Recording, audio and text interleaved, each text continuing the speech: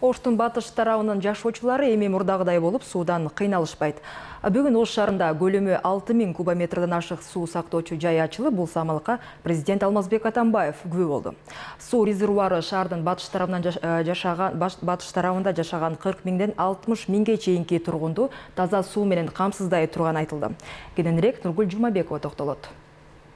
Ош шаарынын тургундары буга чейин далай жолу таза суунун азабын тартып келди. Жергиликтүү тургундар суу бирде берилсе, айрым учурда какырап кургап отурган күндөр болгонун айтат. Жамгыр жааган күндөрү бир топ убакытка чейин алыстан суу ташымай. Эми калаанын батыш тарабынын тургундары азап чекпейт. Көптөн берки көйгөй чечилип отурат. Ош шаарында негизинен Ош шаарынын биринчи проблемасы таза суу жетишпей келген бүгүнкү күнгө чейин. Таза суу ушу күн бүркөлгөндө, күн жааганда 2-3 күндөп келбей калат болчу. Себеби водохранилищеден толук келип, бөлүнгөндө жанагыдай ылайыка болуп калат суу күн жааганда. Ошонун негизинен суу 2-3 күндөп токтоп калган мезгилдер болот да. Таза суу. Азыр эми мына резервуар бул бүтсө, толугу менен Ош шаарынын эли таза суу менен камсыз болот. Бул таза суу сактала турган жай эбак эле курулмак экен. Объектини курууга берилген жер тилкесинин бир бөлүгүнө курулуш түшкөндүктөн ээн жаткан калган бөлүгүн гана сактап калууга мүмкүн болгон. Мурдагы жылы гана каржылоо маселеси чечилип, курулуш иштери башталган. 40 миңден ашыгыраак эл суу менен камсыз болот. Анан басым көбөйөт. Суунун технологиясы дагы өз жайына келет. Себеби дегенде бул жерде суу сакталганда бахлор менен болгон смешивание отстой жакшы болот, басым жакшы болот. Кыскасы бул сапаты жагынан дагы, анан кийин көлөмү жагынан дагы, техникалык жактан дагы бизге аябай жардам берет. Суу топтолуп турган жай Орусиянын 68 миллион сомдук гранттык каражатына курулду. Резервуардын сыйымдуулугу да келен 6000 кубометрден ашык суу батат. Ушул суу кампа бул жеке президентибиздин жардамы менен курулду. Буну биз белгилеп айтып кетишибиз керек. Мен учурдан пайдаланып президентибиз урматтуу Алмаз Шаршеновичке шаардыктардын атынан, жеке өзүмдүн атымдан чоң ыраазычылык билдирем. Алмазбек Атамбаев резервуардын курулушун жеке көзөмөлгө алып, Ошко жумуш сапары менен келген сайын бул жерге кайрылып кетип турган. Өлкө башчы Ош шаарынын тургундары ичүүчү таза суу менен камсыз болушу зарыл экенин белгиледи. Албетте мен ушу суу маселесин 5 жылдан бери ойлоп аткам. 6 жылдан бери Ошто суу маселеси абдан кыйын. Билесиңер, эми жок дегенде мына батыш жагына, жок дегенде Оштун 20%-на бул суу маселеси толук бойдон чечилди. Калган бөлүктөрүндө маселе мындай курч эмес, азыр.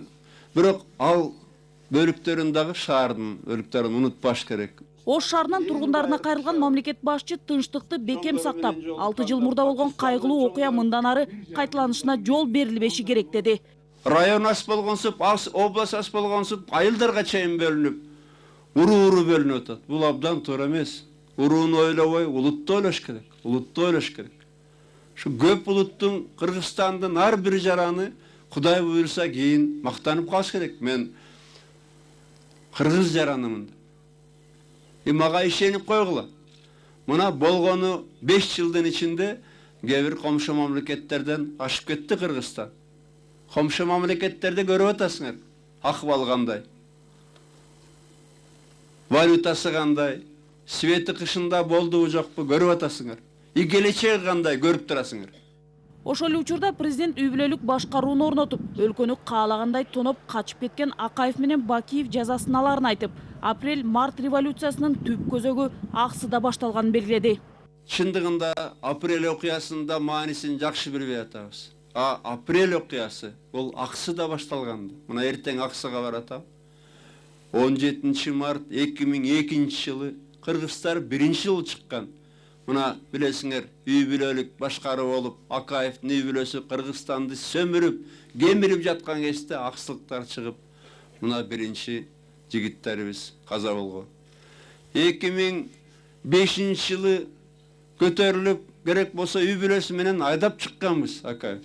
Аягында мына 2010 жылы 7 апрелде бул үй бүлөдө качты. Кыргызстандын албетте байлыктары менен.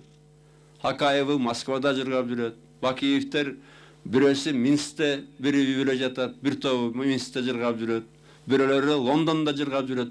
Бирок ишенип койгула мага, аягында Кудай урат булат. Кайра элим, кайра алданып, бир бузукулардын сөзүнө кирип башка бир жака кетип калбаш керек. Жанагы жигиттердин каны бекер төгүлгөн болбош керек. Ушу жолдон таябаш керек.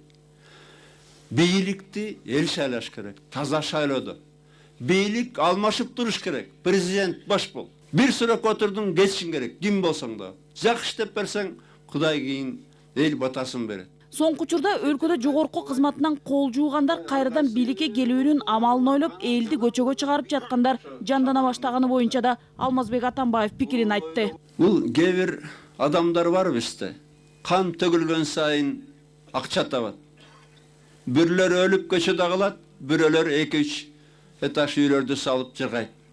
Чөнтөктөрүн толтурат. Кээ бирөөнүн умтулганы бар, жалаң гана бийлик. Мына азыр оппозицияда жүргөн кээ бир губернаторлор, мэрлер иштен кеткенде айтып атып кеткен. Мен иштен кетсем анда оппозиция болом деп. Буларга кызмат, пара өзүнүн курсагы гана керек. Буларга эл, ынтымак, Кыргызстан келечеги бир тыйын. Булар шайтандын кулдары. Алдыда өлкөнү ири саясий өнөктүктөр күтүп жатат. Бул албетте президенттик шайлоо. Ош шаарында болсо жакында шаардык кеңешке болгон шайлоолор өтөт. Президент бул маселе боюнча добушту сатпоого чакырып кетти.